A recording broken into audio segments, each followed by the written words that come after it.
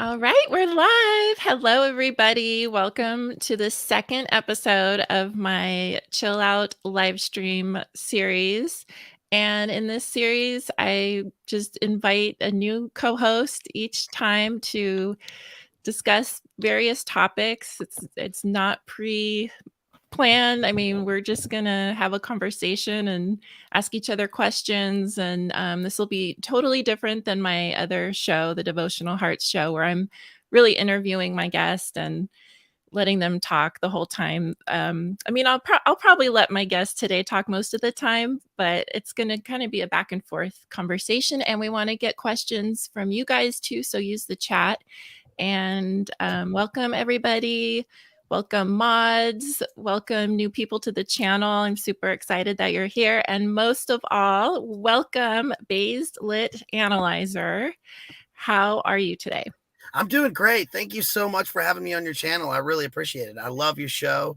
I love your channel. I've, of course, seen everything multiple times and share you whenever I can. So thank you so much. Really appreciate it. I really, really appreciate all the shares. I mean, you're always shouting out my channel on your channel and you're sharing on Instagram. And I really appreciate that so much. And so for the people who have never seen your channel, don't know you from Instagram, give us just a little bit of an introduction and then we'll just take the conversation from there. Well, again, thank you for having me on the channel. I really appreciate it. Love ADH. Everybody loves ADH. You have the best interview style. You put everybody at ease, and we all love watching you and supporting you. And I guess we met through JD. Everybody sort of is in Jay Dyer's big house here, so that's cool.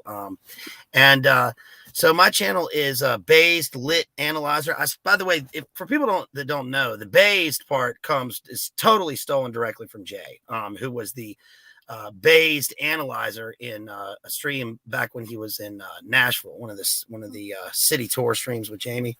So I directly stole that from him.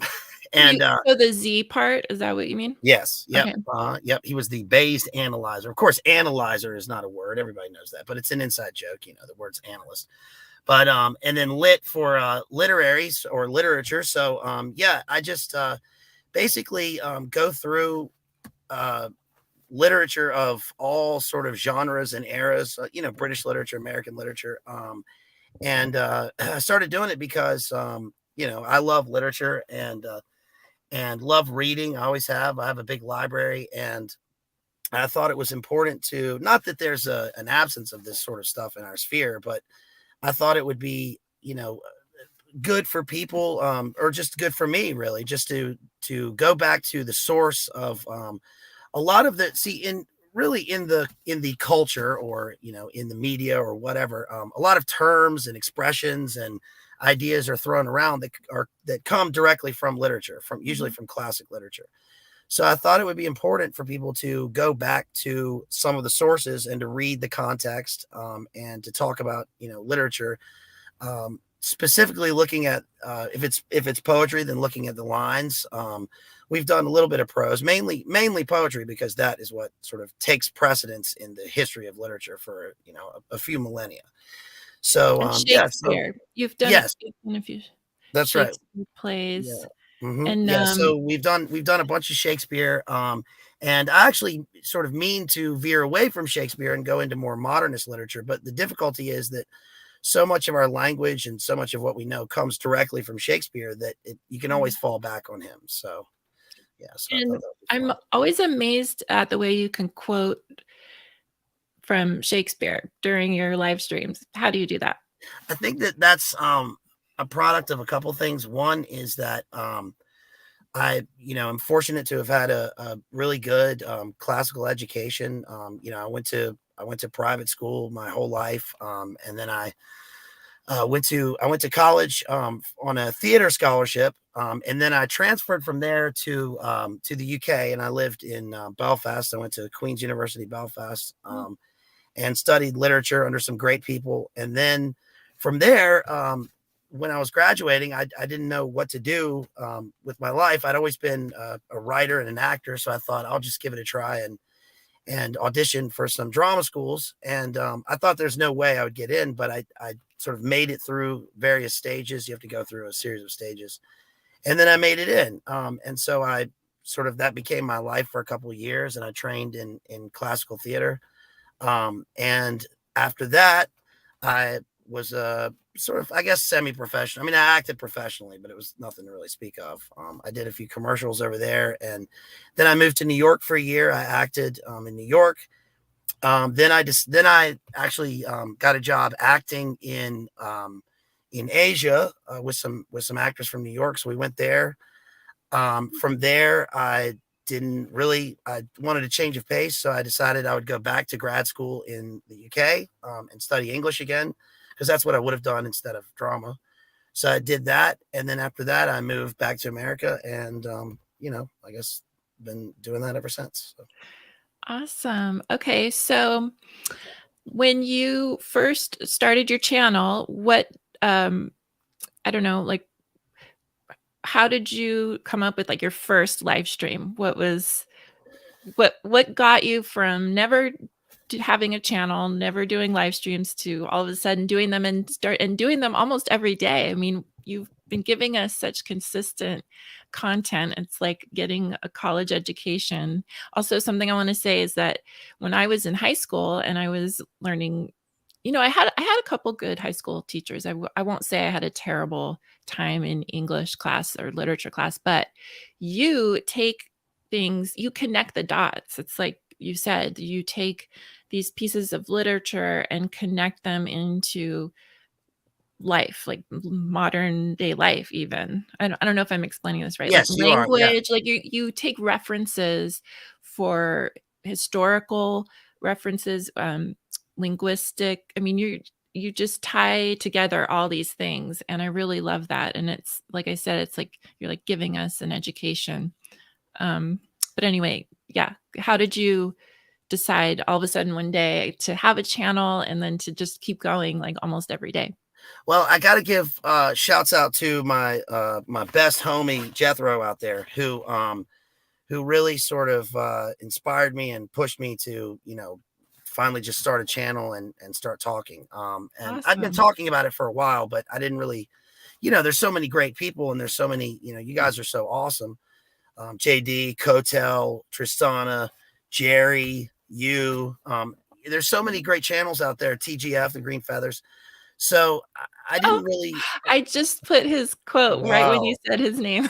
Synchro. Shout out to the Green Feathers. Yeah, great channel. And I didn't really know what to do, besides just like get on and start sort of blabbering. But all of you guys, your channels all have a specific focus in a specific area, and they're all so astute and high IQ. And I didn't really know how I would do it. One of the problems I sort of considered was that, as an actor, I'm not an actor now, but as an actor, you play roles that other people have written for you, and you're not yourself. You are pretending to be someone else. So that really was something that was sort of an impediment for me, putting myself out there rather than a role. Mm. But then I just decided, I might as well just do it. So I started, and I chose to do the first one on Macbeth because Macbeth is my favorite, one of my favorite works of literature. It's my favorite Shakespearean work, my favorite play.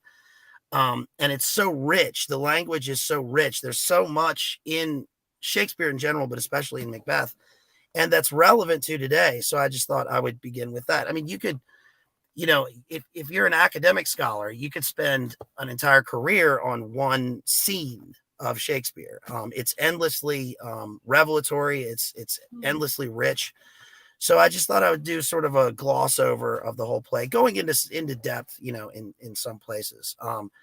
But one of the points I sort of tried to make clear at the beginning was that I didn't want anybody to feel like in these streams like I was, I didn't want them to be didactic. I didn't want to like seem like I was being teachy at people, because consider our audience. We have a very smart, sophisticated audience that is able to make connections and make inferences. And so I thought I didn't want to be teachy at people like I was, an annoying like teacher. I just wanted to go through the literature with them and see what we could discover ourselves. Now, I have a lot of insights because of my reading and stuff like that, that hopefully people can appreciate or not.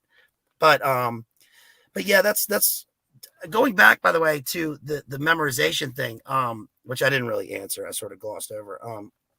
One of the things that I learned from a really young age, one of the things that was sort of hammered into us was memorization itself. And nowadays, I think in education, that's seen as kind of a low tier thing. Memorization is pretty low tier on the taxonomy of learning, but I still see it as sort of a lost art. And from a young age, I was made to memorize, long passages, which everybody I went to school with pretty much still remembers these, the passages. And I was lucky enough to have like excellent, really great teachers and professors who, who really showed us that literature, lives. It's living. It's always especially in Shakespeare, there's always something that's relevant.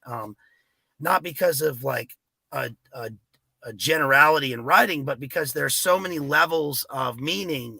There's so much figurative language that great literature has to be true. It has to be true for any age. And sometimes great literature can become archaic. Sometimes it can, lose its relevance. But the great literature does not. So, yeah. Yeah. And okay, so I have a question. What would you say to people who say that Shakespeare was multiple people or a mystery person, or like, these different Yes. theories that Yeah. his name wasn't William Shakespeare, or that he was like a made up person? What do Yeah, I you think that that's an interesting it's an interesting thing to go into, and anybody interested in Shakespeare, especially more than just like a cursory level, will go into that. I mean, there was a time when I was really into that sort of theory, I suppose. And what I found is that it's kind of one of those things that people it astounds people.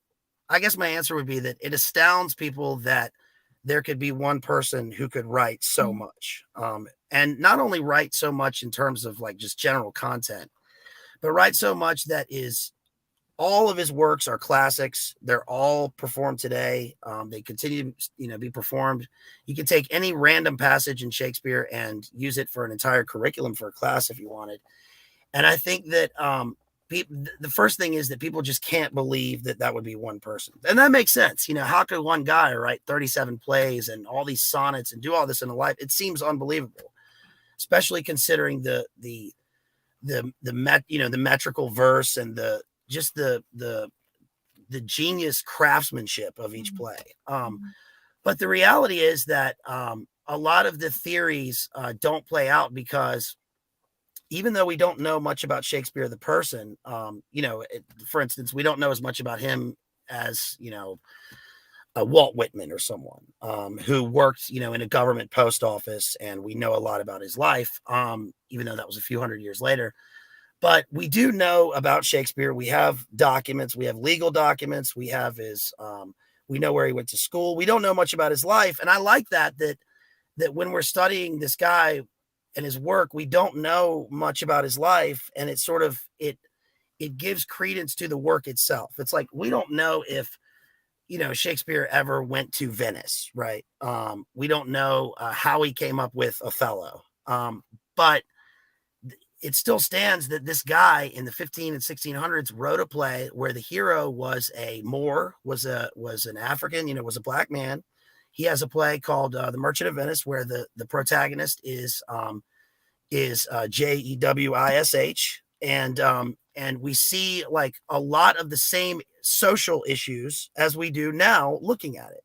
And it's incredible because the population that he would deal with in the 15 and 1600s was so small and insular, that, remember, this is before Elizabeth I and her. It was contemporaneous with Elizabeth I, but it was sort of prior to the great expansion of global power. And So we don't see like the crossroads of the world in terms of where Shakespeare lived. So how did he know all this stuff? And I think the answer is you look at his reading material, his source material. He read a lot of Ovid. He read a lot of English history. He was tuned into current events, and later on, he was sponsored by the king himself, so he knew a lot of people, and he was just well learned. So that's, I don't know, that's about all I Okay, have. we have a comment here from Adrian. Edward de Vere, Yeah, 17th Earl of Oxford, wrote Shakespeare. See Alexander Wog, YouTube. yeah. So that's one of the. So De Vere is one of the people that's put forth often as the real Shakespeare, Mhm. and it's a fine theory. I just don't put much credence to it because and that's not to say that, you know, it's not like I'm the one who's going to say, oh, that's a conspiracy theory. You can't put any credence. I mean, look at the world, you know, that we're involved in. But I just think logically looking at it and going through it, I don't see any proof. I don't see any reason why that would be Shakespeare. Why I know why De Vere is put forth as, you know, the real Shakespeare because of anonymity, because he was a noble. But I don't see, you know, I don't see any proof. So, Mhm. but Okay. it's an interesting theory. Yeah. Okay, so enough about Shakespeare. What about who are some modern writers that you think everyone should have on their bookshelf? Um, it depends. Are we going to talk? Are we going to say modern or like or living? Oh, no, Or no, just post-Victorian. I think that my immediate answer would be that academics will often cite James Joyce as the great, you know, modern, especially prose writer. He only wrote a few books, and 3 of his books are in the top 10 of what critics and academics usually consider the great works: Ulysses, Portrait of the Artist as a Young Man, and Finnegan's Wake. I'm not really the biggest fan of Joyce. I like Ulysses, but books like Finnegan's Wake, and then later like with Thomas Pynchon, and some of the postmodern writers, I sort of, my problem is that it's like there's a Family Guy episode where they talk about The Godfather, and Peter doesn't like The Godfather, and they ask why. Who doesn't like The Godfather? And he says it insists upon itself. It insists upon itself, and that's sort of, although that's satirical, you know, that is sort of what I think about some of the Joycean works. I would say that I always go to poetry, especially sort of pre World War II, in terms of the standard bearer for the great literature. T.S. Eliot, Ezra Pound. Later on, I would say Ted Hughes. A lot of the great writers have been sort of lost and forgotten for good reason. They were sort of copycats or not great. But the interesting thing is that, you know, America and American literature really takes hold it really takes precedence over British literature, especially with World War II and moving forward after that. And a lot of people, of course, love Hemingway. I'm not really the greatest Hemingway fan, but if I was going to say a Hemingway, I would say The Sun Also Rises. I get tired of Hemingway and his style, and I also get tired of his worldview. I would say that some of the great later writers and even ones who are still alive would be Don DeLeo. I love Don DeLeo. White Noise is one of the great, certainly postmodern prose works. It's a great, it's funny. It's a funny novel, and it really is relevant to today with like a toxic airborne event that takes place in the book. Cormac McCarthy is great, with Blood Meridian. Jay did a great, excellent breakdown of Blood Meridian, on an essay on his channel. So you guys should see that because it's really about sort of the Gnostic worldview that you can glean from Blood Meridian, which is a really difficult book. My favorite living poet is a guy named Yusef Kuminyaka, who is from Louisiana, and I've seen him twice. I've cooked a couple of signed books from him. He's amazing because he's one of the first Vietnam era writers. He's a poet, and he sort of mixes a Southern Louisiana style with like a really hardcore Vietnam experience, which I love. And who else? I like, although Bret Easton Ellis is, a creeper, I think. I like Bret Easton Ellis. I don't prefer American Psycho, the book. I prefer the movie because it's kind of its own work. But if you're into Bret Easton Ellis, his first book was Less Than Zero, but I would say read the book Lunar Park, which again is like this this like this like phenom of like energy. You get into the book and you just go with it. It's like almost a wave that you're catching where you can't put it down. That's the reason why I liked the Beat Generation when I was a teenager. Now honestly I mostly read history. I read some biography, mostly history, and some literary critical theory. I still read poetry, and I read very few novels. Mm-hmm. Yeah.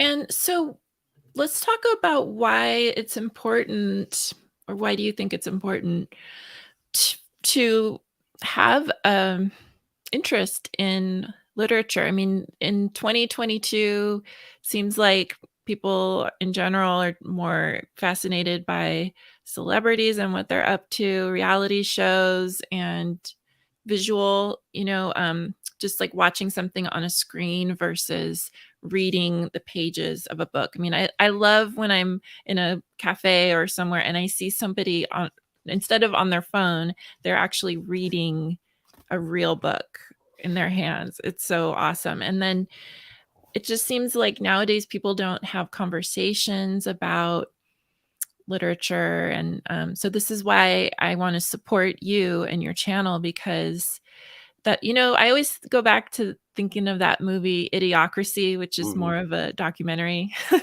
in a way, where the number of words in the language has come down to like, tiny minuscule amount, and people are just robots and they have no interest in humanities and the arts anymore. And so what are your thoughts on like, why is this happening? And do you see a return to literature, people being interested in literature again? Yeah, it's a really good question. And I think it is one that is the answer to that is pretty complex. I when I think about that as an issue, I don't like to give the usual answer would be like, oh well, we live in a technological age, and people have moved away from reading, and in the old days they read a lot, and and I sort of tend to shy away from that because I think that in terms of like contemporary life and how generations sort of move and evolve and the things they're interested in, we always give this like rose colored the sort of we have this rose colored like vision of the way things were in the past, which a lot of times is not necessarily true. And um, one of the in parallel to that, I think one thing to keep in mind would be that like as we get older, it's sort of natural to assume that like we can criticize younger generations, for instance, because we say like, oh well, back in my day we did this, right? And these kids don't know anything. And I think that um people like there's some point where everyone comes to an age or something, and something clicks in their mind and they forget what it was like when they were young. And so nowadays, one of the common things I hear about, especially like young people, is like that they watch too much TV. Old, especially boomers, will say that young people watch too much TV, but young people don't watch television. They like you said, I mean, they're on their phones, and they are completely tuned into technology. On the other hand, they're not necessarily great with technology. They don't really know how to search. They don't know how to get information about which they need to think critically.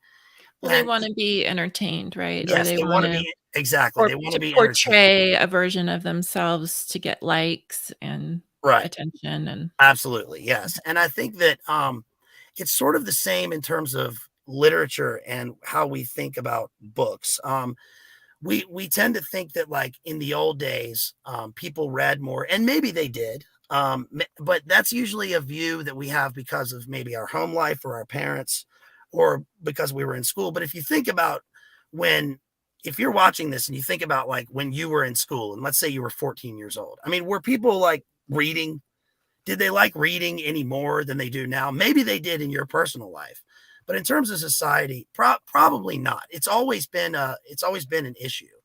However, Well, but I would say there were more bookstores and people went to libraries more often, yes, so wouldn't that yes, so, show yes, that there were absolutely. more people reading? Yeah, that being said, obviously we also live in an era where the conglomerates and the overlords have sort of consolidated their information packages, right? Where Amazon will swallow up all of the bookstores, and that's certainly a sign of the decline in culture and decline in intelligence. But I think that what we can get from reading and from literature is it's what, on the one hand, it's what Plato said, right? Truth, beauty, and goodness. And I think that we need to have a vision. We need to have a view of the world where it's wider than ourselves. It not only allows us to escape, but it gives us an insight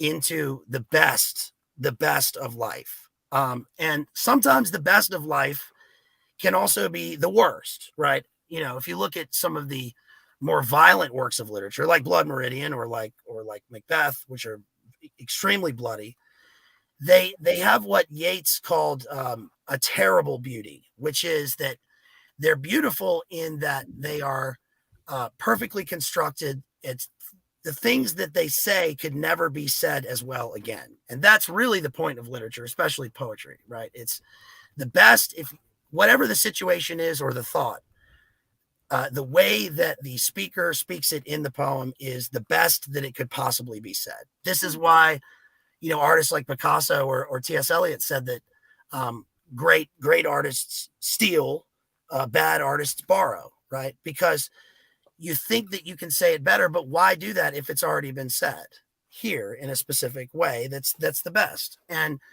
I think that you know with literature, it's like you remember things from literature because we tend to look at life in like a sort of parallel. Sometimes the things in our own lives are too difficult to comprehend or to understand by looking straight on at them.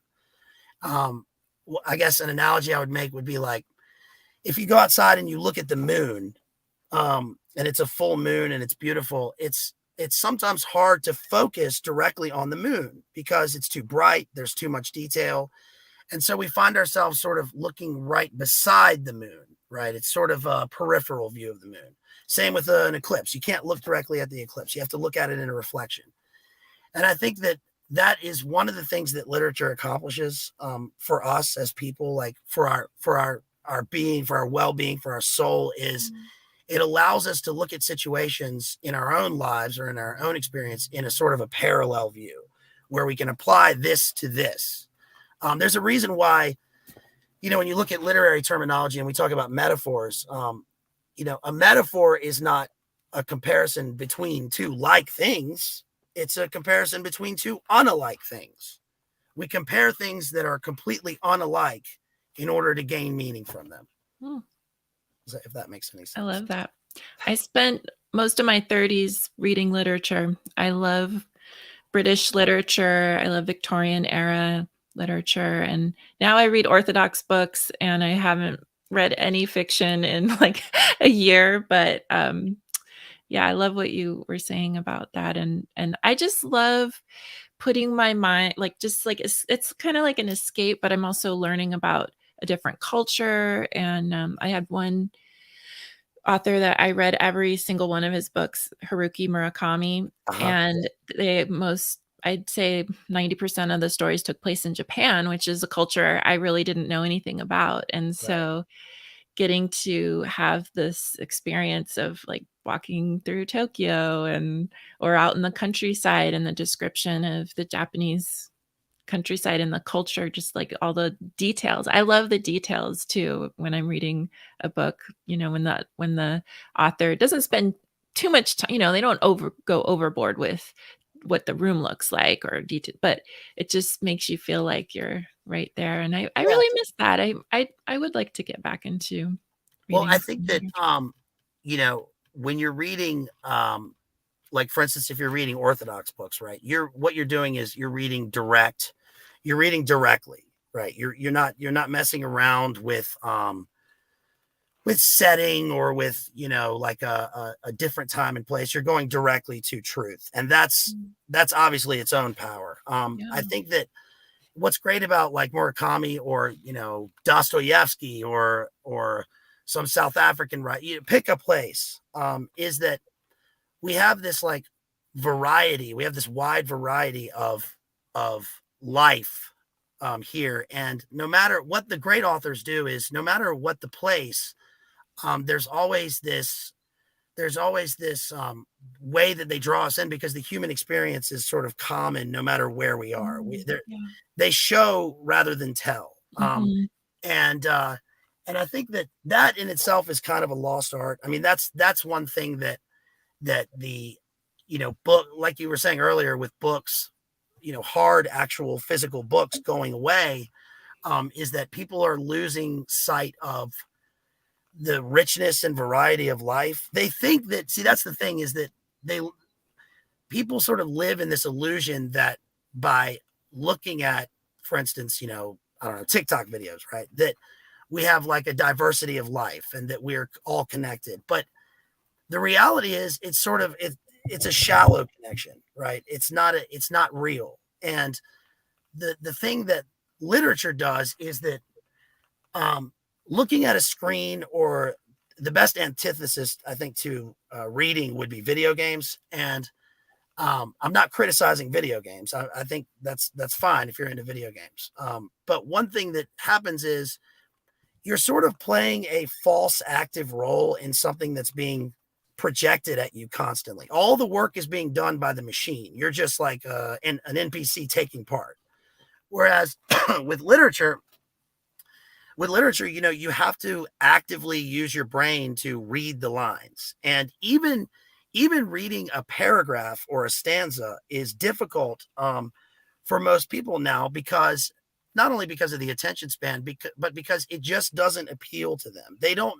People don't see why we should care about, whatever the situation is, whatever the book, when they can just plug in and watch a video. Or but Mhm. even that is becoming too much for a lot of people. Watching videos, it's clips, right? And you can see it sort of moving towards a direct, Elon Musk, brain projection, straight into the brain pan. It keeps degenerating, right? Where you just plug in and you're in your pod and you receive instant pleasure. Um, Yeah. I'm sorry. So I want to let the audience know they can ask questions, or please tell us what your favorite author, poet, um, Shakespearean play might be, because we love interacting with the chat here. So I do want to talk about how you got into conspiracy fact study. And Yeah. because I have a feeling it started a while ago, and, um, what was, like, the first thing that you wanted to study in that realm?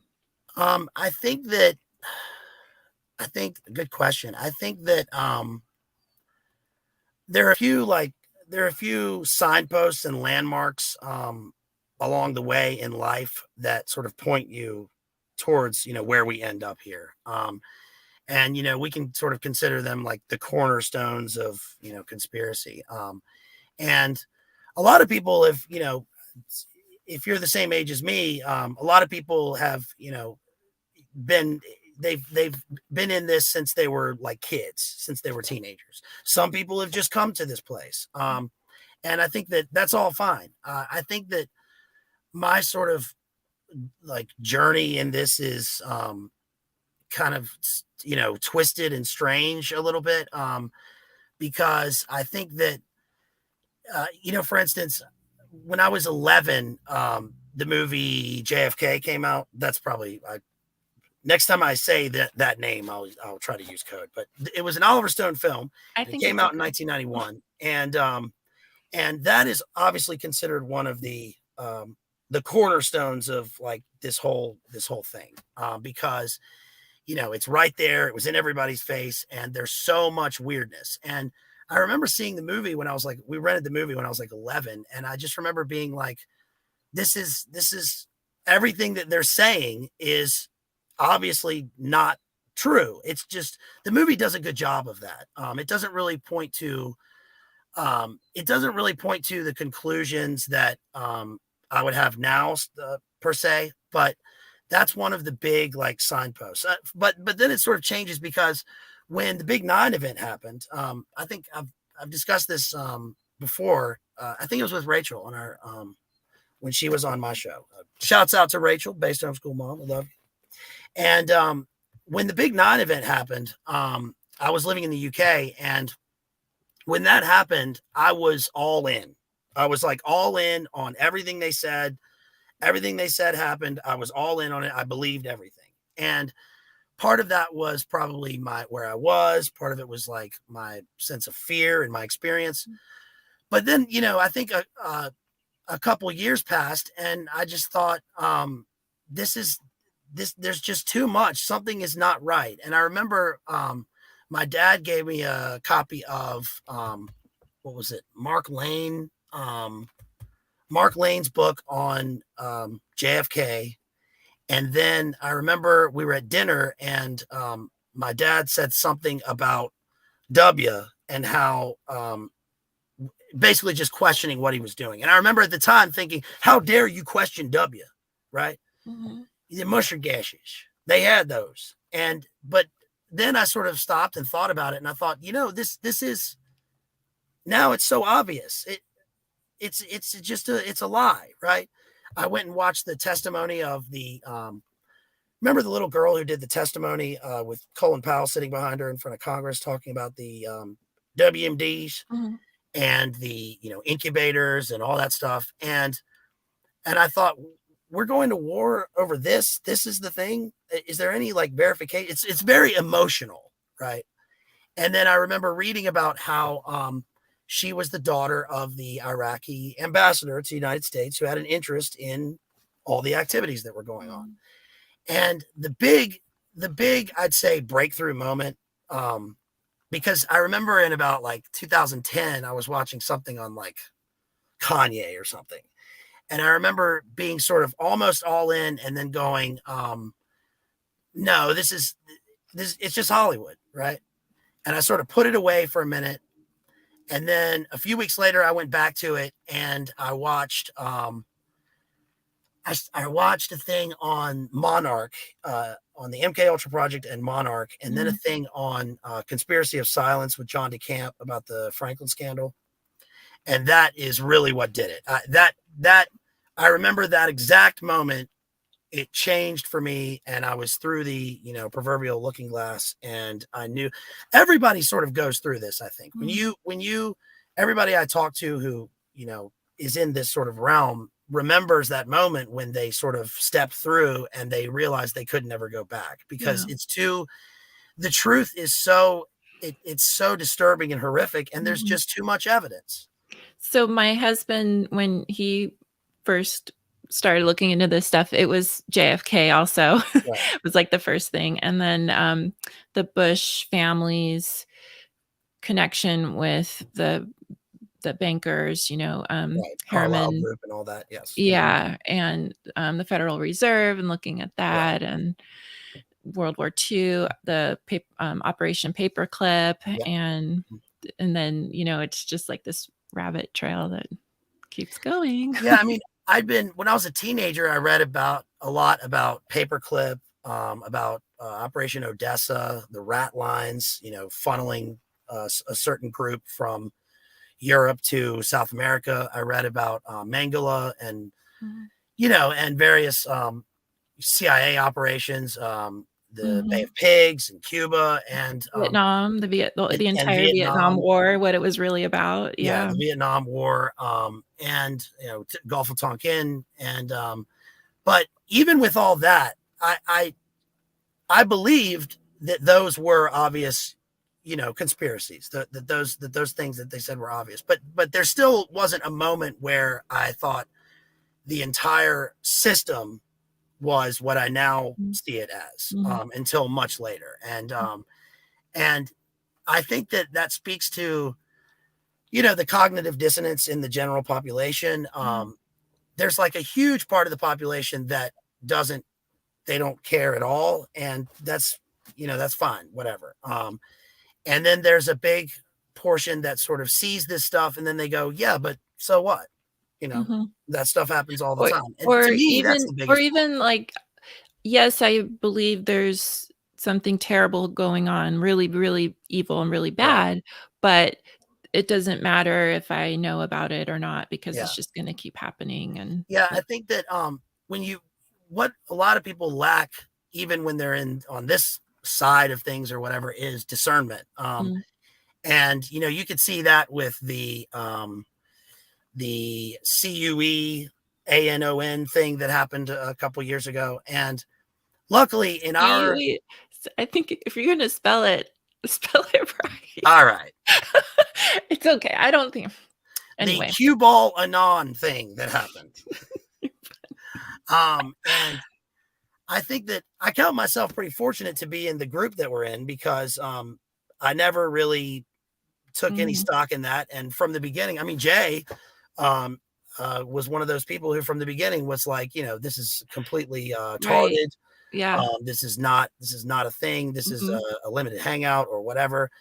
And but that swept a lot of people along with it. So Yeah.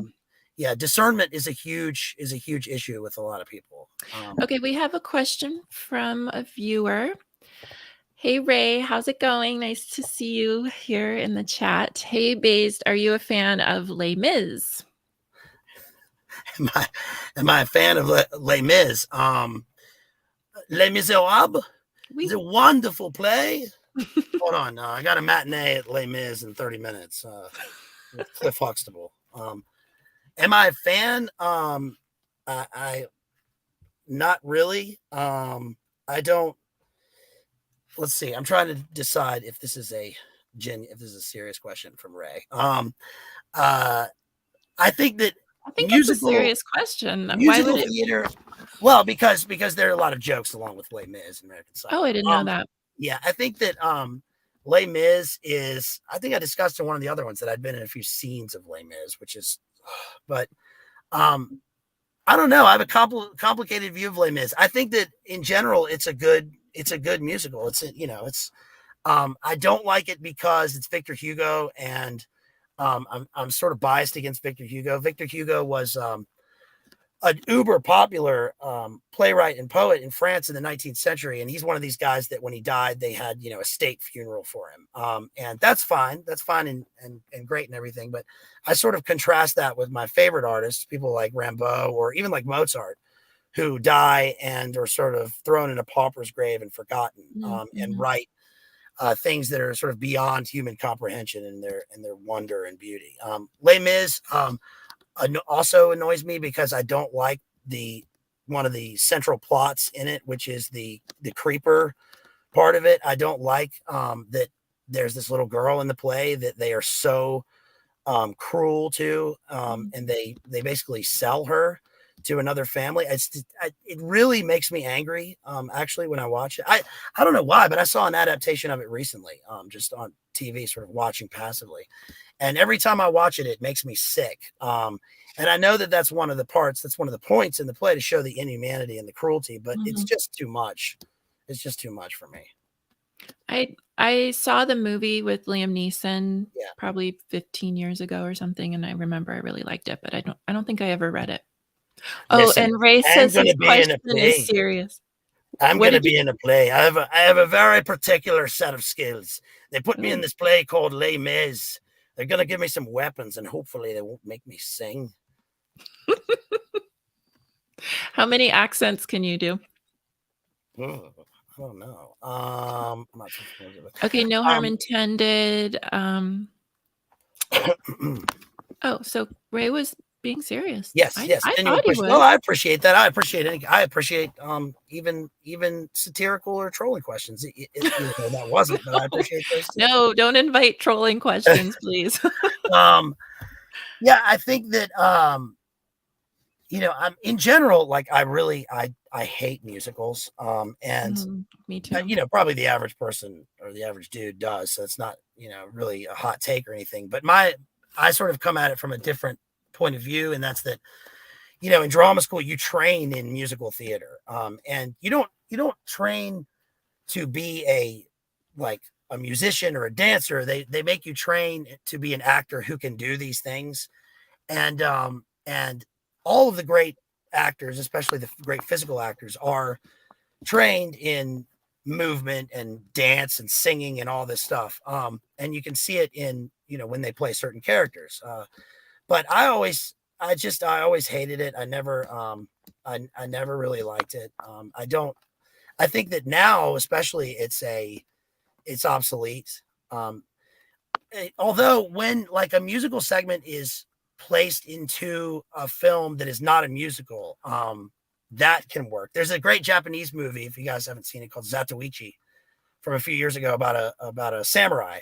And the Japanese, especially in their cinema, love to have like musical sequences, and that is cool. I like how they do it in that film. But otherwise, like La La Land, no. Oh, I saw the trailer for that, and I said, "There is no way I'm gonna see that movie." That Right. looked so Yeah. dumb. Yeah. Sorry if anybody loves musicals out there, but I just cannot. I don't like musicals that much, and I certainly do not like movie musicals for some Right. reason. It just drives me crazy. Like One of the just great out of nowhere, they um, just start singing. It's no, I don't one like of the it. great dark unexpected musicals is Dancer in the Dark by I think it's Lars von Trier, and it's got Bjork in it. And I've that heard of is, that. yeah, that one is really, really harsh. So Uh, that one's sort of a unique take on the musical. like is it a murder movie? Yeah, I can't remember, but it takes place. There's an assault that happens, and I think it takes place like you guys, where does it take place? Sarajevo? I can't remember, but it's Dancer. harsh. Yeah. Okay, Ray wants to know any movies or shows you go back to and watch. Oh, I know. Pretty much everything from the 80s, right? You're a real 80s movies fan. Yes, I love the 80s, and I love especially 90s cinema. That's right, Jeff. Yep, obviously Apocalypse Now is my favorite movie of all time. It's endlessly And watchable. Jethro's favorite movie, as far as Yeah. I know. Yeah, it's That's it's what he told me. that movie is great. It's again, it's so rich. It's written by John Milius. Even the screenplay to that film by John Milius is amazing, because that movie is based on Heart of Darkness by Conrad. And a lot of people don't know that the voiceovers in that film are written by Michael Hare, who wrote Dispatches, which is one of the great Vietnam books. Mm. So that's a great film. I like to. There were a lot of great movies in the sort of later 2000s, like around 2008 and forward. There was like a sort of a renaissance in films, especially in like dystopian films. Jurassic Park was the first movie I ever went on a date with. I was in like fifth grade or something. Took this girl Kate. Wow, you started Jurassic Park. young. Um, and and then TV shows. Yeah, there are a number of TV shows I think everybody should see, and that are, you need to go back to, especially obviously True Detective. True Detective is like, it's amazing that it was even on television, even on HBO. But I would go back and watch seasons 2 and 3 of True Detective, because there's a lot in those 2 seasons that is so revelatory, so dark, and so applicable to now. Season 2 has like Bohemian Grove scenes. It's got Esalen Institute scenes. Season 3 is basically the West Memphis 3. So I would go back to those. Stranger Things is great. What else? I tried watching that, I couldn't get into it. A great show that 2 great shows that people may not have seen. One is Devs, on Hulu, which is a great show because it's about tech. It involves RUSSIA. It involves intelligence, and it involves the metaverse. and it came out like at the beginning of the La Quarantinqua. So that's a great show. Devs, there's one season of it. Another would be Too Old to Die Young, which Jeff also loves, and that is I don't know any of these. Yeah, that one's Nicholas Winding Refn, who did the movie Drive. That is a great show. Very dark. It's got OTO rituals in the show. It's very Lynchian. Very dark, very like neon soaked and dark. Okay, I wanted to see I know you don't have much time left to hang out with me. I wanted to see what you think of this comment. Maritime Admiralty law is the most important rabbit hole to go down. It's the foundation of the control system. Reversing it is the path to freedom. What are your thoughts? Yeah, I think that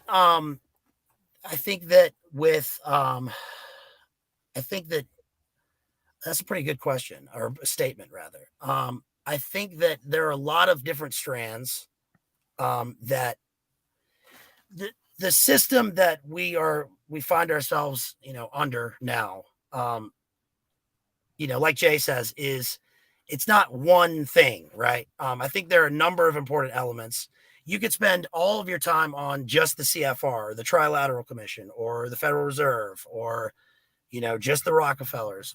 But that's a great point, though, that maritime law, especially coming out of like sort of the precursors of a globalist system, with the Elizabethan expansion of the Navy and naval power. You could a book that I put up in one of Jay's things the other night is the decline and fall of the British Empire, and it's really interesting to look at the British Empire from the East India Company to basically the 20th century colonial wars, and what's his name, Rhodes and the Anglo-American group and the Round Table group sort of come at the tail end of that, but certainly are one of the foundations of the sort of circles within circles that we live in now, and the control grid. So that's a great point, though. Reversing it is the key to where we live now. That's an interesting point. I'll have to go back and look at Admiralty maritime law. Yeah, I don't think I know about it. So what else do you want to talk about before we say goodbye? One thing I brought these with me. One thing that I discovered, big time synchro here. When Jerry and I, shout out Exposing Powerful Lies live streams, like his channel, sub. Everybody here probably already has. Yeah, somebody put the link to Jerry's channel in the chat, please.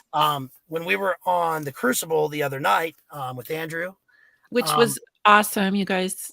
That was a lot of fun. That was fascinating. Really somebody put the link to that too in the chat. Yeah, really appreciate them having me on. That was great. I mean, those two are alpha level, so I really appreciate them including me in that conversation. Well, Rachel told me that after that episode, they got a lot of very positive comments about you guys and about the show, the series in general. What is he calling it? The rabbit hole or something like that? Through the Looking Glass. Through the Looking Glass, yeah. And they got a lot of really, really positive feedback. Awesome. Well, one thing that came up the other night, we were talking a lot about Al Crowley, and I mentioned this guy, Victor Neuberg, which I haven't said his name in years, and I don't know why he came to me that night, but he is the guy he was a poet, and he was one of Crowley's disciples. Crowley did one of the John Dee Goetian Enochian magic, like rituals with him. That's sort of the start of SEX magic. Mm-hmm. And they were in the Algerian desert, and they were doing peyote and opiates and all this stuff. But basically, he destroyed this guy's mind. He really shattered his mind, and his name was Victor Neuberg. And then yesterday, I was just going back and reading some about Dylan Thomas, because I plan on doing a Dylan Thomas analysis soon. And I just sort of was doing like a glance at some, basic information. And one of the people that came up right away was Victor Neuberg. I couldn't believe this. Victor Neuberg edited Dylan Thomas's first book of poems, his book, 18 Poems. And he actually had put up a competition that Dylan Thomas submitted to and won. And so Dylan Thomas sort of owed the start of his career to this same dude, Victor Neuberg. So I thought that was crazy Hmm. because uh, Dylan Thomas's life sort of overlaps with Crowley, but I'm sure they wouldn't have known each other.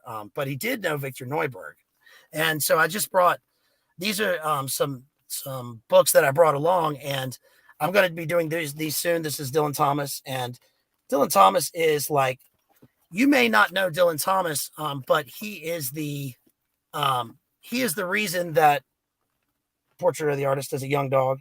Dylan Thomas is the reason that Bob Dylan is named Bob Dylan. Bob Dylan is, of course, what's his name? Robert Zimmerman. And he changed his name to Bob Dylan because of Dylan Thomas.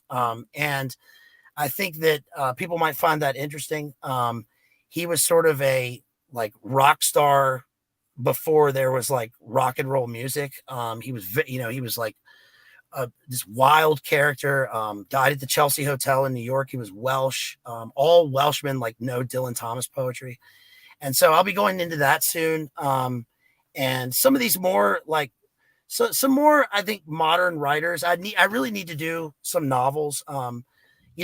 ADH, you love the Brontes, and I think it would be cool to do something on just if not just Wuthering Heights at least, because again, we have this Byronic hero, this dark figure. So I think it would be cool to go into that. Yeah. All right. And then on Instagram, I want to let everybody know to follow you there as well, because you do live streams on there too. And you've done some really good ones about music and what other books on you go through books on your bookshelf. And Yeah, I it's did really those just fun. as sort of an extra thing, just for fun. We went through a lot of music. We went through movies. Mhm. Oh yeah. Just Yeah, you have a lot of DVDs, don't you? You still yes, watch DVD? yes, That's hundreds awesome. of DVDs, thousands of CDs. Which I don't Mhm. know. And you have vinyl too, which is Yes, super cool. yeah. And, last but not least, just quickly, can you tell everybody about maybe not every single line or every detail, but I found your stream on the event at the Oscars, your comparison. I think it was King Lear, is that right? It was As You Like It. As You Like It? Okay. Yes. So how did you I want everybody to go and watch it. Like I said, I don't need you to explain everything here today because I wanna get everybody over to your channel to watch it, but how did you come up with that connection, like, connecting those dots? Well, I guess just because, first of all, like the slap took place on a stage, right, and then it's on a world stage because of the ceremony itself, Oh, and and then the I just line couldn't. is "All the world's a stage" or something? That's right. So I couldn't help but think of the line, "All the world's Mm, a stage," mhm. and all the people just players in it, right, and that is from the play As You Like It, and so I just went back to the play and looked at the monologue, and the monologue concerns the 7 ages of man, and 3 of them are specifically applicable to what happened, right? The Mm, lover, the soldier, and everything that the sort of sequence of events that he went through going up. And from the look, the joke to the look, to the anger, to the slap, and then back again. And so I just thought that was particularly applicable. Shout out to Ellie. Ellie So is our cheerleader. She's such a great support. Thank you, Ellie, for everything you yeah, I do. just think that that's just one example of like, a number of different situations that occur all the time. One recently was Lindsey Graham talking about Brutus. And we had just gone over Brutus and Caesar and Julius Caesar. Another would be like one of the big ones of all time is Neville Chamberlain coming back from Germany and saying there will be peace in our time. But most people don't know that immediately after that, he quoted Henry V. So Yeah. I think that, that it's just important to sort of make connections and go back and look at the source material and see what it has to say about it. If you can get any idea of truth. Well, you are an expert in that, so thank you for what you're doing with your channel, and thank you for being the best moderator. All my moderators are kings, but yeah. Well, You're thank you you're so so much for good. having me. I really appreciate it. I can't tell you how much I appreciate being. I love talking to you. You're so smart. You're so kind and giving, and everybody loves watching your show. They love every time you do an interview. We, I sounds weird, but I feel like, uh, you know, it sounds very strange, but when I watch your interviews, like I feel so much more positive. I feel better, after watching them. Well, So that's exactly what I was hoping for, so thank you, and all the really glory goes to appreciate it. God, of course, but I feel so privileged to have the time and just, the devotion to the channel and bringing more people to Christ, hopefully, in some small way. And yeah, you're just one of the many people in the community who I've met and who's changed my life. I mean, all you guys, everybody in the chat right now, I love you guys. Everybody watching right now, thank you for liking, sharing, supporting this channel. And if anybody wants to recommend a future co-host for this show, I'm kind of enjoying the live stream format. It's totally different. I'll still do my interviews, but something different. And then I also have my relationships series coming up. I'm going to be teaching some classes free and then a paid program that will be available for women who want to have more connection in their marriage or are single and looking for someone and want to just like develop character, learn more about domestic skills and all the things. So I'm very excited about that. Everybody stay tuned. And so Bazed Lit Analyzer, let's get some people over to your channel. And everybody who's already a subscriber, please share his channel with your friends. And let's just like keep on learning from you. And yeah, you're great. We just appreciate you. And Thank you. Appreciate the support, everybody, all our friends, all our homies out there. Really appreciate you. Thank you. Love you. yay. All right. Well, everybody in the chat. Now, Feathers says, I need to make you a sandwich now. I wish. He lives on the opposite side of the country from me. Sure. East So Coast, baby. and, Mick says we're gonna have an ortho gathering in Florida. It's in the works. It will be funded to give people a free place to stay when they Wow. come. Awesome. Awesome. Wow. Shout out to Mixkey and shout out to Yeah. Tech Noir Graphics. Go to his page. Go check out his memes, everybody. Yes, and green feathers. And thank you again, Eliana, for being here. Ray and Jethro and former Ghost is here. I did see Crispy in here earlier. And yeah, Dot Connector, thank you for all your interesting comments. And he or she says Gemstone University is the best source for maritime admiralty law information. All right, I will check that out. Okay, everybody. Well, thank you guys, Thanks, everybody. and we'll see you next time. God bless. Peace. Peace.